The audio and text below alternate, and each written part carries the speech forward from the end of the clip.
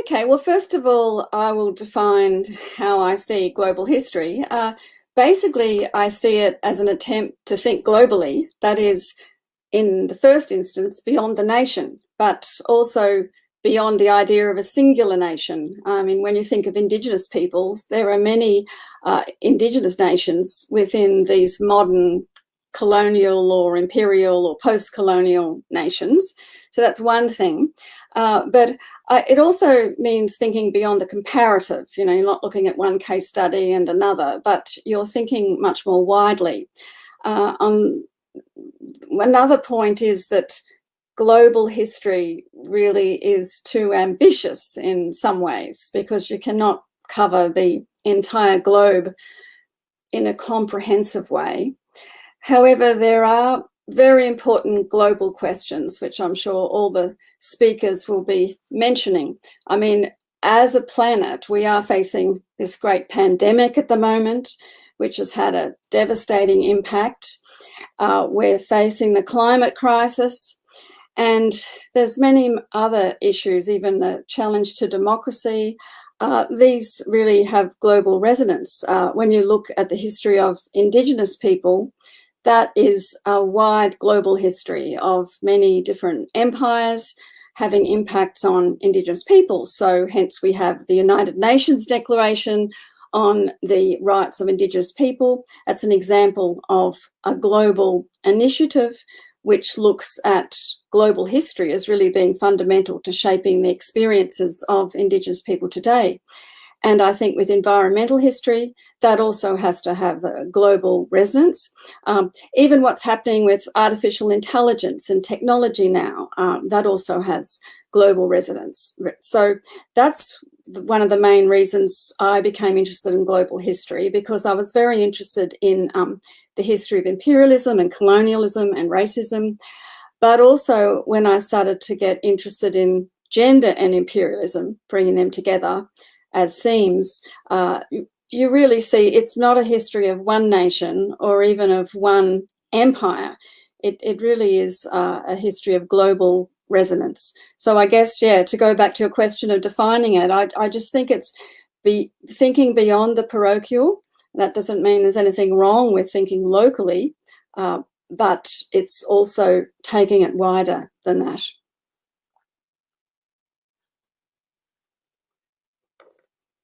Thank you, Ann. Let's go to the second question. Thank you, Professor. What are the possibilities of dialogue between local and global, micro and macro?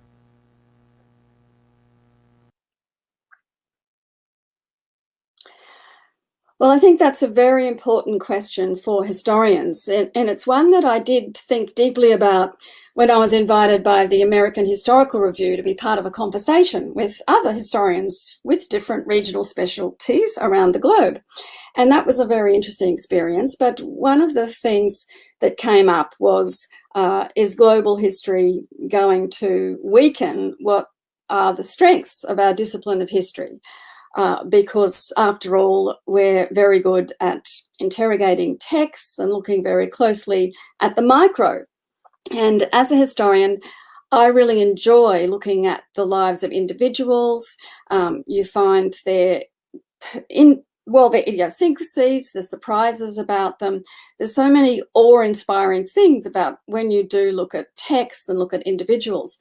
But I think we've got to get beyond thinking that the text is the only way to understand history. For example, I've been working quite a bit on deep history. I've set up a new centre for research into deep history at the Australian National University. And one of the most fascinating cases is that of a woman called Lady Mungo, who lived 42,000 years ago, an Indigenous woman who lived on the lands of the Muddy, Nampa and Barkindji people in around an ancient Pleistocene lake called Lake Mungo, and hence she got the name Lady Mungo from the Aboriginal owners of the area. And I was wanting to understand how we could expand the scale of history, and I was wanting to think, well, how can we tell the story of Australia's deep past, before Captain Cook and the Europeans came in 1770 and 1788.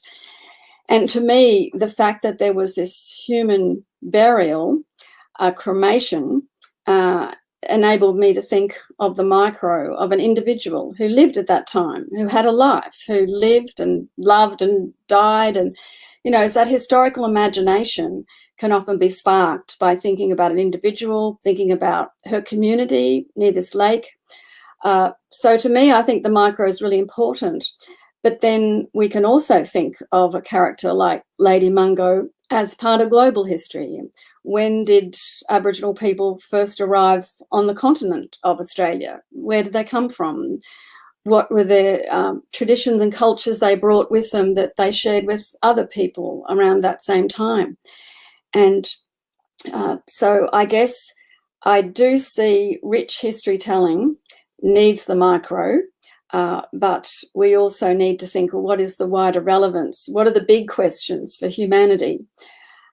If it's possible to use big data, that's good too. I don't think historians are that good at that yet.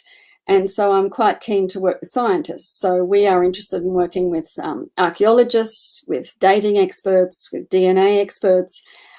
So I think in order to do something in relation to the scale, the temporal scale of history, as well as the spatial scale, we as historians do need to get a new toolkit and to learn to collaborate with scientists who, as we know, think quite differently to us. And I've just been listening to a big a scientific symposium all week, and while I find it fascinating, there's big gaps in the way we argue a case, the way we write our work, and yeah, so it's not only the gaps in time and space, we've also got to deal with these gaps between specialisations in the academy. And Indigenous knowledge is absolutely crucial, and that is really one of the main ways we're going to learn about how to tell these deep time stories. And so when I spend time with the Indigenous traditional owners of this Lake Mungo area, they already have wonderful ways to tell stories, and they don't see a gap really between their own time and their own lives and the lives of Lady Mungo.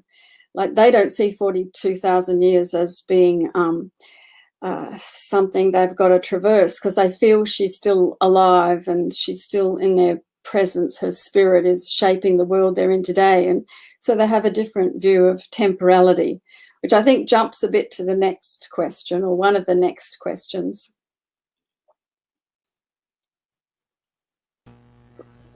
Thank you again. Let's go to the third question. How to work with the multiple temporalities in global history? Is there a short global history?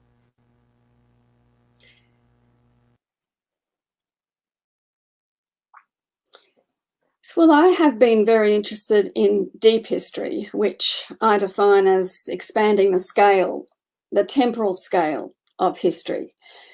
And I feel that historians have been too stuck in modernity and looking at modern time, looking at the last 200 years. In Australia, for example, a very large continent in the south, we have been unfortunately obsessed by starting our history in 1770 when Captain Cook arrived, or 1788 when the first convict colonists arrived. Well, perhaps they didn't know they were being colonists at the time, but it was the first European settlement at Port Jackson, Sydney Cove. Now, this is a very short history, and yet all our school books started with these European arrivals. And if they did talk about Aboriginal history, they never mentioned that they had already discovered Australia. It was always Captain Cook discovered Australia. And so in my work, I'm trying to dismantle that idea of that discoverer narrative being the beginning of history. And when you look at it, there's reasons for this. The whole discipline's been set up according to analysing the text. So it was Captain Cook that left his logbooks, and then the first fleet arrivals in 1788 left journals which were published. And so these are the first written text-based records. So I don't think we should write short histories of anything, like a continent like Australia. They've now shown the dates 65,000 years for Majubibi in the north, which is in the Northern Territory of Australia. And the speculation that the dates of first Aboriginal occupation could go beyond that. So why on earth do we have school textbooks saying Australia was discovered in 1770, and why should history start then? Well, part of it is because we don't know really how to write histories that go further back. So that's a big challenge to our profession. And we need to work with climate scientists, geomorphologists, with geologists, geographers, water specialists, but there are some very interesting themes. And I guess environmental historians are already starting to pave the way in this sense. But is there a short global history? Well, people have been writing these big histories, but basically I'm a bit skeptical of the meta-narratives in these big histories, because they often do emphasize progress, a sort of march forward of humanity.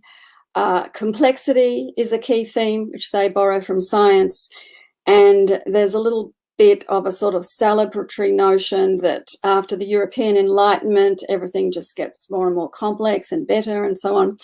And this tends to ignore the fact that many Indigenous societies were extremely complex too. They had traditions of art, they had storytelling traditions which retained factual information going back at least 20,000 years of islands forming, volcanoes happening. So they had their own historical traditions, which I think the history profession hasn't paid enough attention to. We haven't even called them histories, we call them myths or legends. But I think we need to realise that we have our own myths in the way we've narrated Western style history. So I think it's a very provocative question. Is there a short global history? I'm actually co-editing at the moment a Routledge companion to Indigenous global history. And I must say, writing any global history, and we've got 30 contributors, it's been very challenging, and it probably does overemphasize modern history, the shorter time scale of history. And I hope that gradually changes, that we can see that humanity has lived for many more years than modernity, as we defined it, has been going on. And I'm quite influenced by Daniel Smale's work, where he actually talks about the whole hominid history as being part of human history and how we should think of ourselves as animals. And it's also interesting to think of history in relation to the non-human and the whole environment in which people lived. But I guess as a historian, I am most interested in people.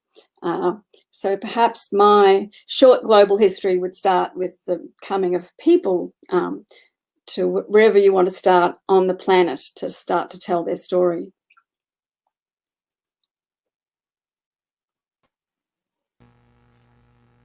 Thank you, Ann, again. Does every type of research object have the potential to become a source of global history?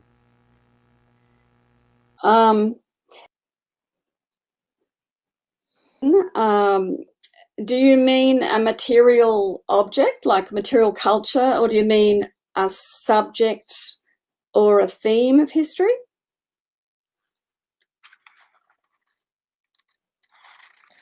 Sorry. I think the idea here for the question is a theme or an object like a text, or could become something that we can think of. Is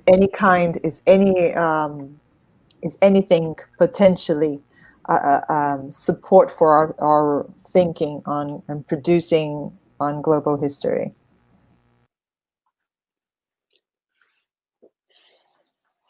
Yes, it's fascinating to think of like any one thing and how that relates to global history. I have started to get very fascinated in this story, which relates to clay you know, the actual mineral, the thing that we make pottery out of, that beautiful ceramics. And once you start to think of a simple material like clay, there are many amazing stories about its uses. I found, for example, that the Aboriginal people of Australia use it to make beautiful body paint designs. They also used clay to line their dwellings and their canoes. And then when the British arrived, they got very interested in the fine white clay that they saw around Sydney Cove. And some of the French that arrived in La Perouse's expedition actually talked to the British. They talked to Governor Phillip and said, oh, this would make fine ceramic clay. And one of the reasons the British were so interested in it was because of the early factory system. Wedgwood was starting up industrial-sized pottery in competition with China. So once you start to think of these stories, they become very globally connected. And then the British actually decided to try out this clay in the Wedgwood factory. It's a long story. I won't go into the whole thing. But they ended up making this tiny little ceramic medallion, only this big, with a theme of hope, using allegories from Greek myths. And then it's like a souvenir of hope for this new colony. And they also had truth and art, labour in there as well, in this tiny little symbolic ceramic, which proved the wonders of British pottery arts. And then they sent that back to Sydney Cove. So not only is this clay going all the way over to Europe, coming back, being reinterpreted through the iconography of Greek mythology, being taken to a land that's rich in its own story and mythology, which the British are ignoring. And so I'm hoping to write a book about that story and to think about how old that clay is and how that clay had very different meanings and uses in different cultures, and how it was transported. And in fact, it caused a flurry of interest amongst European scientists. You know, they thought it was the primitive Earth example. They also started to do analyses of it. And then once you start to look at the characters involved, a lot of them are quite famous in the Enlightenment. So it gets you thinking about intellectual history. So to me, this is just an example of how so many things are connected, and they're not only connected locally, but they're circulating around. Ideas are circulating, things are circulating. And of course, David Christian always tells the story of the mobile phone, but that's more of a big history story, because he talks about how it's made of ingredients from outer space, interactions with the planet. And, I do love this idea of the small thing that we just walk around with every day, and how historians can think about them so differently, not only their cultural history, but their material culture history.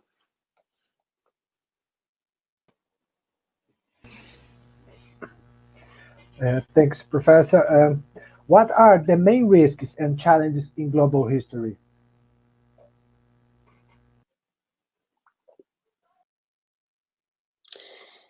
I think one of the main risks in global history is that we think we've got to be totally comprehensive about the whole globe. To me, global history can raise important questions that are relevant to the globe, relevant to the planet. But they might look at global interactions, like the story I just told you about.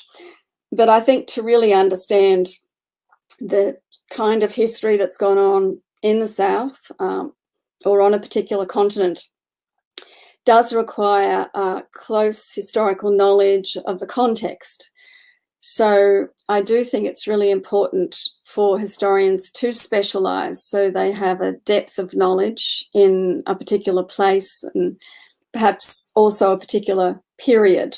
But that doesn't mean they can't link that to other periods.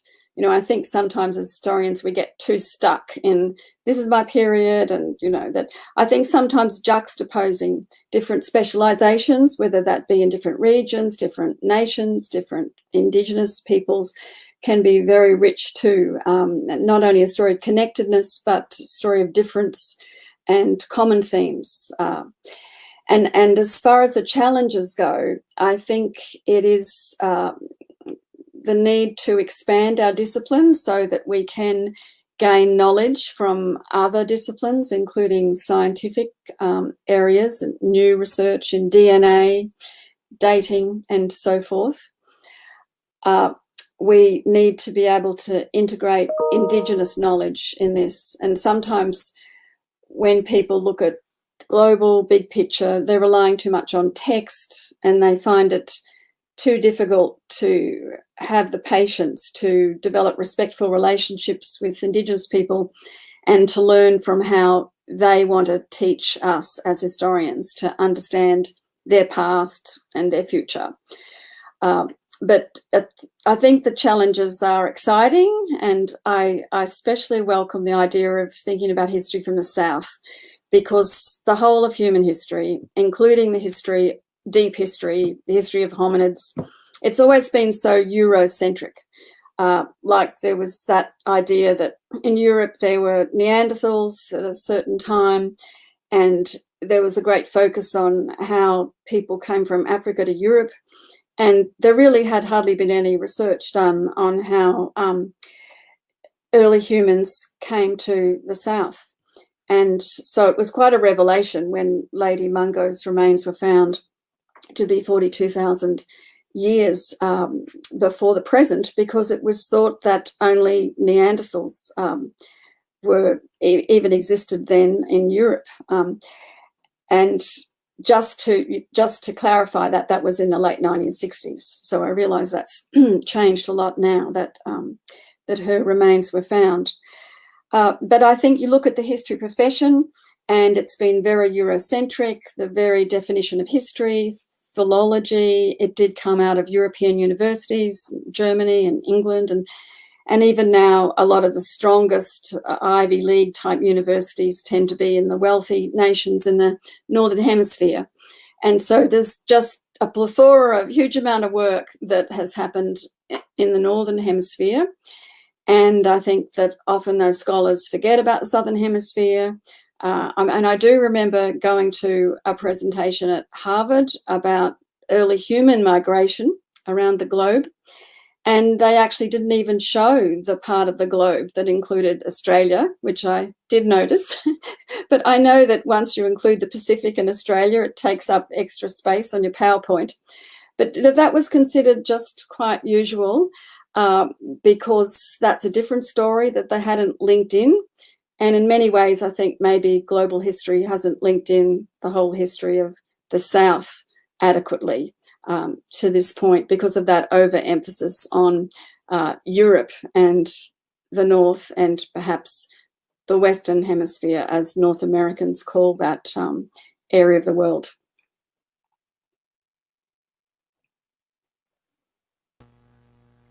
Thank you, Ann.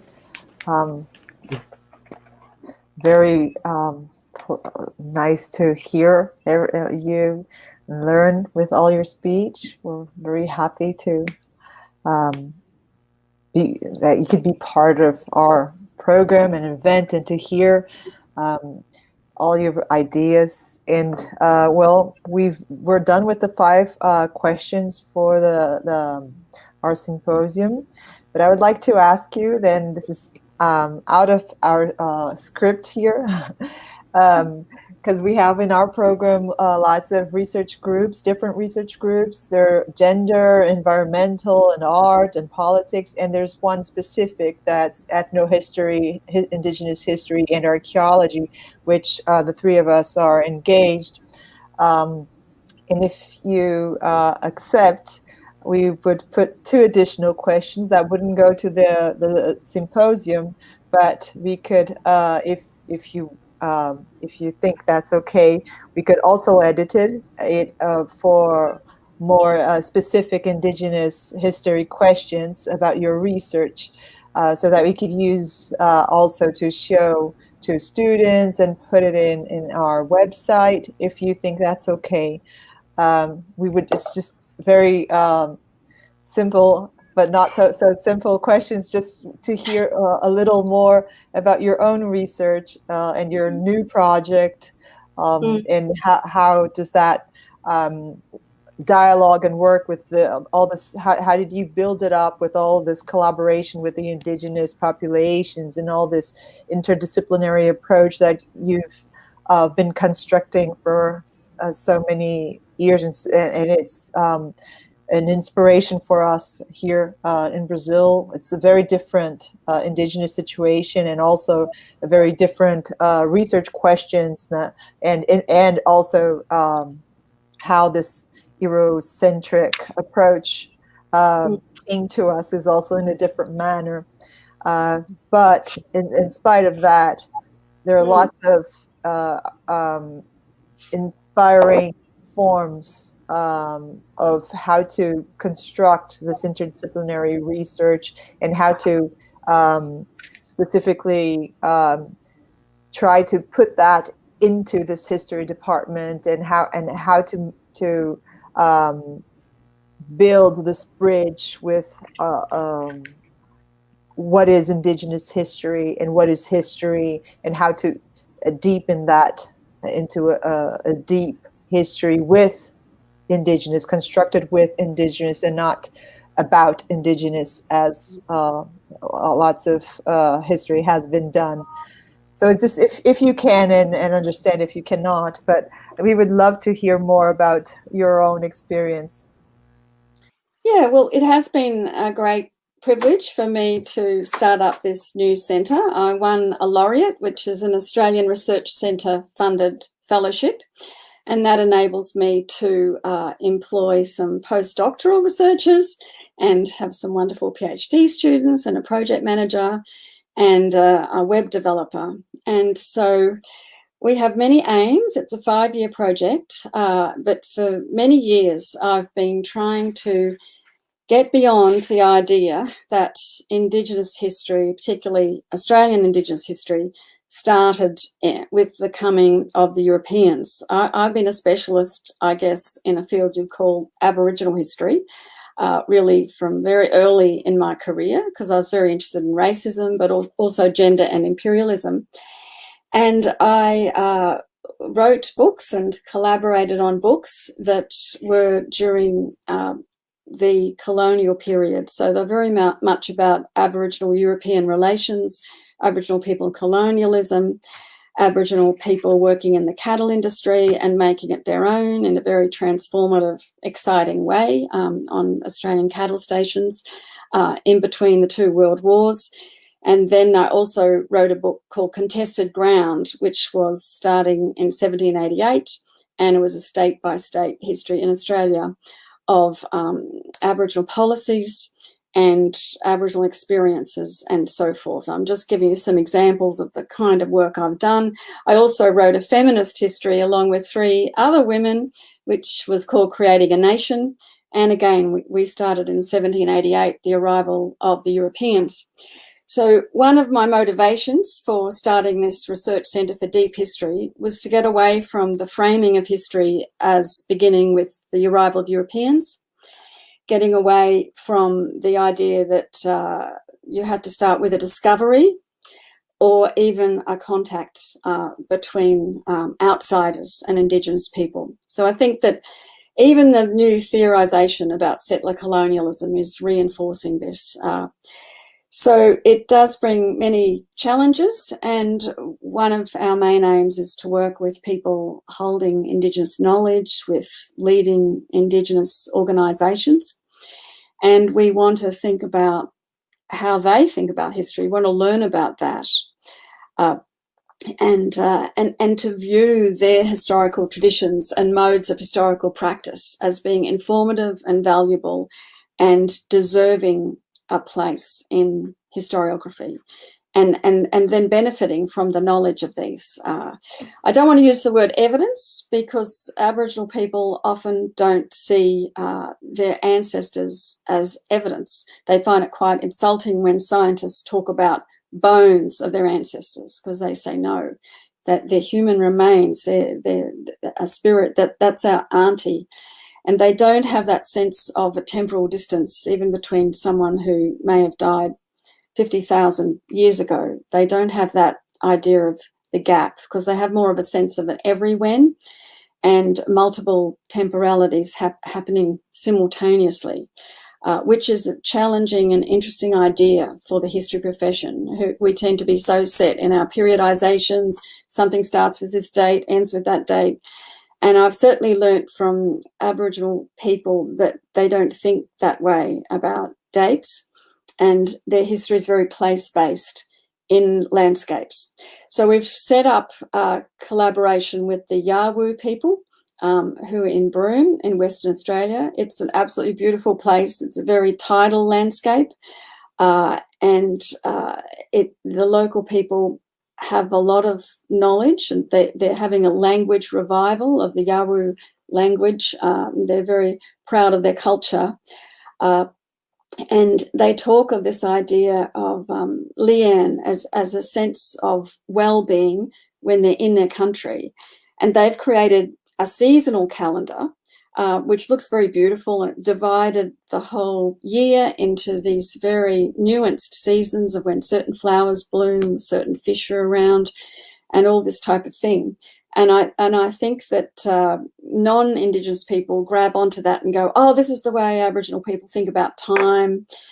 And they're very quick to explain to us that, no, that's just something that Europeans find very appealing, to have this paper representation diagram of the way we think of time.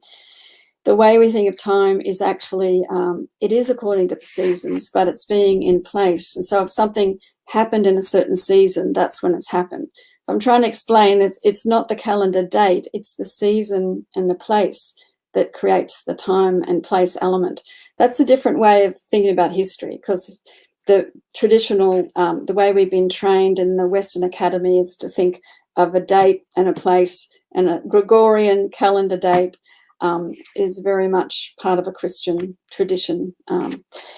So yes, I may be sounding like I'm getting off the topic here, but our centre is also wanting to look at different kinds of ways of understanding the past beyond the text. So one of our emphases in 2021, now that fortunately Australia's state borders are now open, because we're in the very good position of having controlled the coronavirus epidemic. So fortunately the state borders are opening, and we can now do field work again. Whereas this year we couldn't do any field work with remote Indigenous communities, because the government was very concerned about protecting them from health outbreaks, because they already have, unfortunately, very poor health compared with other Australians, those living in remote communities in particular. And I am really excited about doing field work in North Queensland, and also with the Yawu people in Broome when their borders open. And I want to emphasise the theme of rock art. So surprisingly, historians in Australia, I don't know whether it's the same in Brazil, perhaps not, they have ignored rock art as a form of evidence. And yet Indigenous people will say, this is our archive. This is the closest thing we have to a record of our past. And rock art does, it records early contact with Europeans. It records earliest boats seen. It records what the first Europeans were wearing, their guns. But it also records animals that are now extinct. And it records sacred rituals and headdresses and dances and complex rituals. And there's so much richness in cave art, and yet to date it has only been scientists really looking at rock art. And so I'm pleased to say we've now got a project with some leading rock art experts, and we'll be working with the local Indigenous people to interpret that art in Quincan country and other areas. And I mean, I don't really even know what questions we as historians will ask of rock art, but I think we need to be there on the ground thinking about the questions, talking to the Indigenous owners about how they interpret the art and how they see it as an archive of both European contact, but also of their deep deeper past, going way back in time. And of course, rock art can be dated now. Gradually, they're improving the dating techniques. And once again, it's a clue of how to get back beyond the European-generated written text.